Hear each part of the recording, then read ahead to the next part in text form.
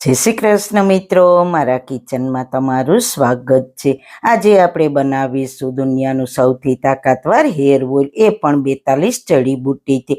જો તમારા વાળ ખૂબ જ પતલા છે, ખૂબ જ ખરે છે, અકાળે સફેદ થવા લાગ્યા છે, નવા વાળ ઉગતા નથી, ડેન્ડ્રફ છે, વાળના કોઈ પણ પ્રશ્ન કેમ નથી, બધા જ પ્રોબ્લેમ આ સારા તેલથી દૂર થઈ જશે। તો તેના માટે લોખંડની એક કડાઈ આવી પહોળી અને ઊંડી લેવાની, તેમાં 10 ગ્રામ બ્રાહ્મણી, 10 ગ્રામ જટામાસી, 10 ગ્રામ ખસખસ, 10 ગ્રામ બોરસલી, 10 ગ્રામ કરંજબી, 10 ગ્રામ અશ્વગંધા, 10 ગ્રામ સતાવરી, 10 ગ્રામ મંજીષ્ટા, 10 ગ્રામ સફેદ મૂસળી, 10 ગ્રામ ટગર, 10 ગ્રામ ચંદન, 10 ગ્રામ જીવંતી, 10 ગ્રામ બાવચી, 10 ગ્રામ ત્રિફળા, 10 ગ્રામ કચુરો, 10 ગ્રામ જેઠી મધ, 10 ગ્રામ કપૂર કાછલી, 10 ગ્રામ રોજમેરી, 10 ગ્રામ કલોંજી, 10 ગ્રામ મેથી દાણા, 10 ગ્રામ નાગરમોથ, 10 ગ્રામ સૂર્યમુખીના બી, 10 ગ્રામ મોટી એલચી, 10 ગ્રામ લાલ ચણોઠી અને 1 કપ ફ્રેશ પાંગરો અને અડધો કપ લીંબુડીના પાન અને 10-12 નાગરવેલના પાન અને અડધો કપ લીંબોળીને મેં ખાયણી દસ્તાથી અધકચરી વાટી લીધી છે। 1/4 કપ મહેંદી,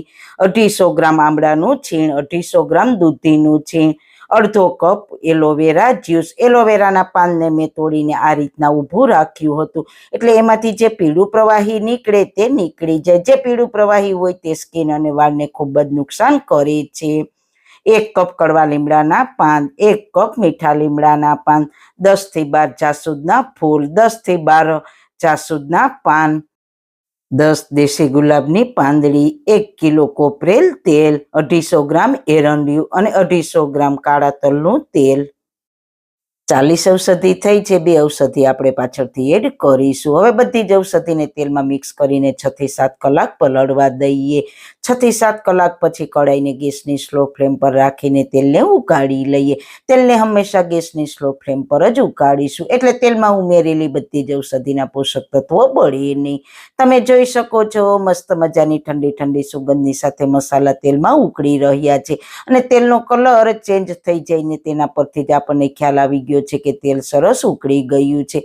જો તમારે આ તેલ ખરીદવું છે તો તેના કોન્ટેક્ટ નંબર સ્ક્રીન ઉપર આપેલા છે।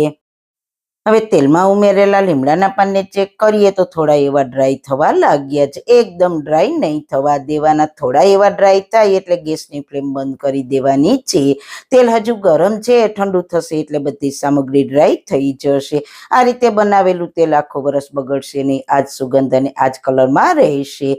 તેલ આપણું ઠંડુ થઈ ગયું છે તો તેને ગરણા પર કોટનનું કપડું રાખીને ગાળી લઈએ। આ તેલ તમે શિયાળામાં સ્કિન પર લગાવશો તો બોડી લોશનની પણ જરૂર નહીં પડે। પછી તેમાં 10 ગ્રામ ભીમસેન કપૂરને ખાયણી દસ્તાથી વાટીને મિક્સ કરીશું। પછી તમારી વાળની લેન્થ પ્રમાણે એક બાઉલમાં તેલ લેવાનું અને તેને હુંફાળું ગરમ કરવાનું જ, વધારે ગરમ નહીં કરવાનું, હુંફાળું જ ગરમ કરવાનું। પછી તેમાં વિટામિન ઈની 1 કેપ્સ્યુલ મિક્સ કરીને આંગળાના ટેરવાઓથી સ્કેલ્પમાં અને પૂરી લેન્થમાં હળવું મસાજ કરવાનું।